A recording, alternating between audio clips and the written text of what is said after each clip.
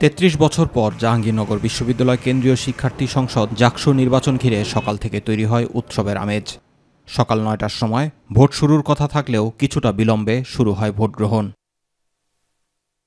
সকাল ১০টার দিকে মীর মোশাররফ হোসেন হলে ভোট দেন ছাত্রদল সমর্থিত ভিপি প্রার্থী শেখ সাদি হাসান এবং ছাত্র শিবির সমর্থিত আরিফুল্লাহ আদিব।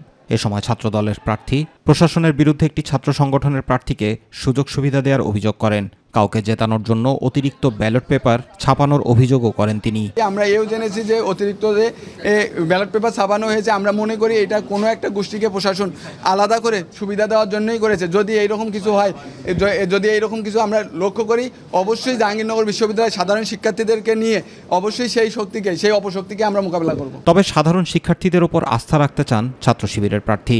জয়ের ব্যাপারে আশাবাদও প্রকাশ করেন আদিব। আমরা মনে করি নির্বাচন কমিশন অবশ্যই একটি অবাধ, সুষ্ঠু, নিরপেক্ষ, নির্দলীয় নির্বাচন আমাদেরকে উপহার দিবে, আমরা সেই প্রত্যাশা রাখি।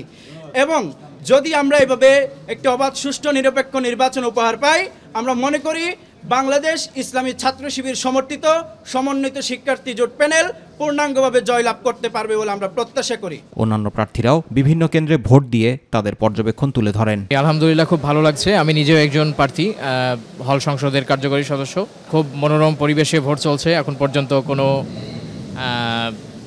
বিশৃঙ্খলা ঘটেনি, খুব ভালো লাগছে। আমি ফজিলাতুন্নেসা হলে আমার নির্দিষ্ট ভর্তি দিয়ে এখন বের হয়েছি দেখার জন্য যে ক্যাম্পাসের ভিতরে ভোটের পরিবেশ কেমন চলছে, শিক্ষার্থীরা তাদের স্বাচ্ছন্দ্য মতো ভোট দিতে পারছে কিনা। দীর্ঘদিন পর নির্বাচনে অংশ নিতে পেরে খুশি সাধারণ শিক্ষার্থীরাও। নির্বাচিতরা বিশ্ববিদ্যালয়ের কার্যক্রম আরও এগিয়ে নেবে বলে প্রত্যাশা তাদের। ভোটের পরিবেশও খুব ভালো ছিল, আমরা ভালোভাবেই ভোট দিতে পারলাম।